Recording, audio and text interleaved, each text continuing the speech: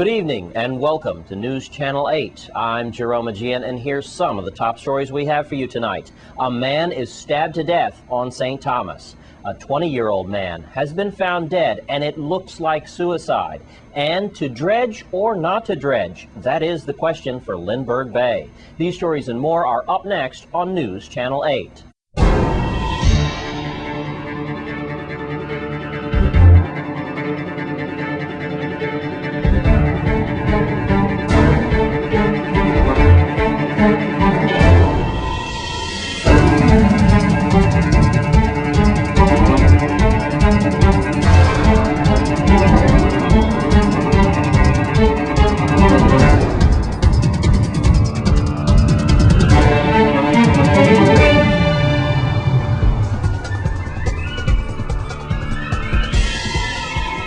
In our top story tonight, the prediction by Police Commissioner Novell Francis has come true. We have reached 50 homicides in our territory so far this year. We surpassed our homicide record several weeks ago.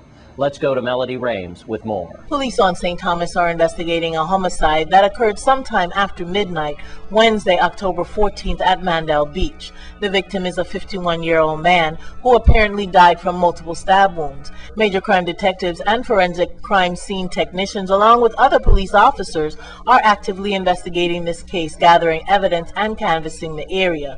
Police were alerted to the death by a female who was reportedly on the scene but managed to flee the area. That person is being treated at the Roy Lester Schneider Medical Center and is in good condition. St. Thomas St. John Water Island Police Chief Rodney F. Carrad Sr.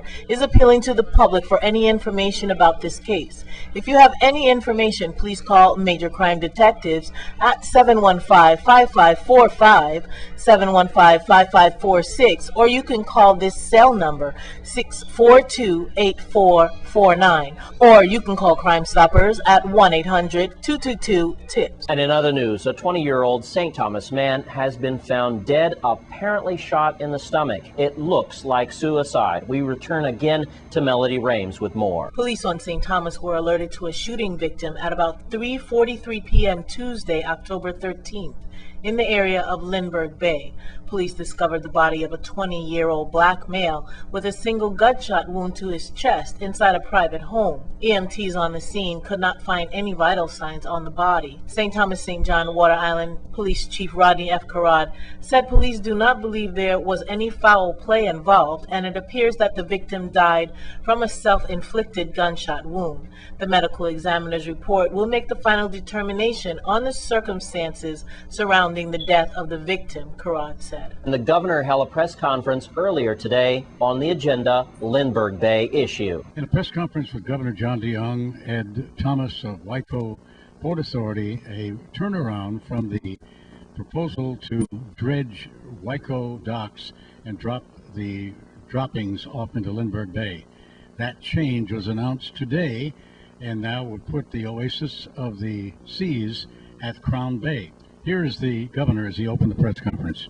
Of our tourism product and accounts for over 2 million guests annually, ensuring employment for a wide range of Virgin Islanders, ranging from small vendors to retail call.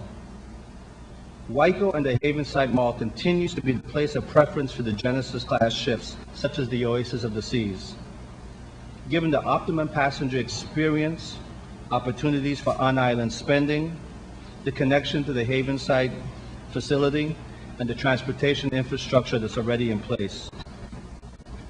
The agreement with Royal Caribbean and the accommodation that the Virgin Islands Port Authority has been able to negotiate with the other cruise lines provides the benefit of an additional time to complete the Port of Charlotte Amalie dredging project in a way that addresses the concerns that have been expressed by many residents over the proposed location for the deposit of the dredged material.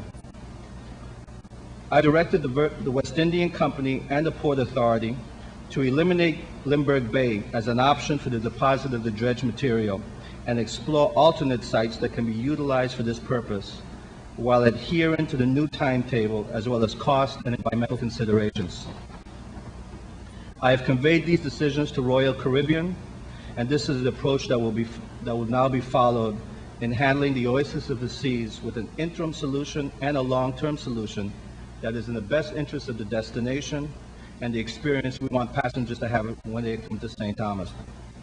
I would like to personally thank the Senate for its approval of the project, for this is what has enabled us to maintain the commitment of Royal Caribbean to our market, having the certainty that the dredging could take place. I also would like to thank the board and the staff of both WICO and the Port Authority for the work and commitment that they've exhibited in being responsive and to ensure that the Virgin Islands remains competitive in a very competitive environment, and they've done so in a manner that is respectful to our home and to community concerns.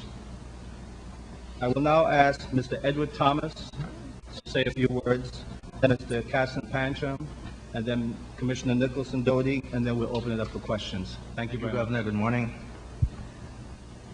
What we have done after the governor made his decision, we decided then, of course, to prepare a new schedule of cruise arrivals for the 2009-2010 season, which ran from basically October 1st, 2010 to September 30th, 2009 to September 30th, 2010.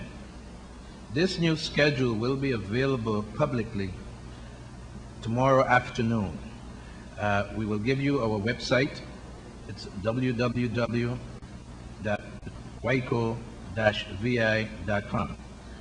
This schedule will be up for you for the entire year, to see the entire year through the end of this month. And after that, we will revert to our monthly schedules. It is important to note that what we try to do is to minimize the amount of traffic in the Crown Bay area because of the size of the Oasis. So to the greatest extent possible, with the commitments from Princess and the other lines, we have moved, as you will note when you see the schedule, a number of ships to the WICO facilities.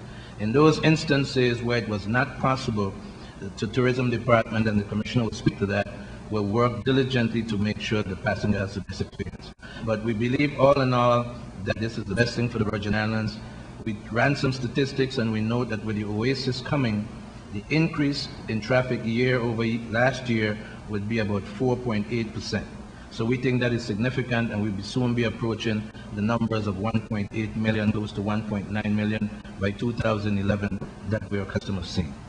Thank you very much, and Governor, I'll be available to From the outset, the important thing was for us to ensure that the Oasis of the Sea come to St. Thomas.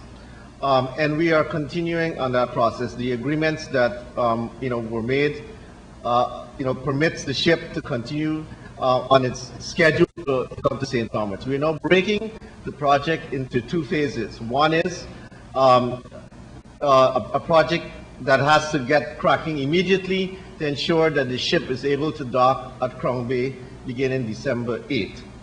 So there are a number of things that have to be done to ensure that the pier is ready. So we established a task force in the last day to start that process. And we're going to work with the Royal Caribbean people as well as their consultants to ensure that the ship is able to dock at Crown Bay effectively. There are other things that have to be done, including screening and transportation issues that the task force will deal with. And then there's a second phase of the project. Tourism Department are going to be working on ensuring that we have the ultimate vacation experience for our vacationers on this at this interim berthing place. We will be working with our partners for professional development. We will have entertainment that in the Crown Bay section, but also spanning into the town areas, looking at Lower Main Street and utilizing the Market Square area as a staging point so that we enhance the area of commerce, but at the same time, we know that we are enhancing the experience for the vacationers that come. We will be increasing, probably doubling the number of greeters that the Department of Tourism has on our team, both in Crown Bay, Main Street, Lower Main Street, and Havenside. So over the next few weeks, we will be working with the task force to ensure that all the logistics are in place so that we can deliver a great vacation experience. St. Thomas. Lee Carl for News Channel 8. Thanks, Lee Carl, reporting from St. Thomas. And your kidneys are up next on News Channel 8. Stay with us.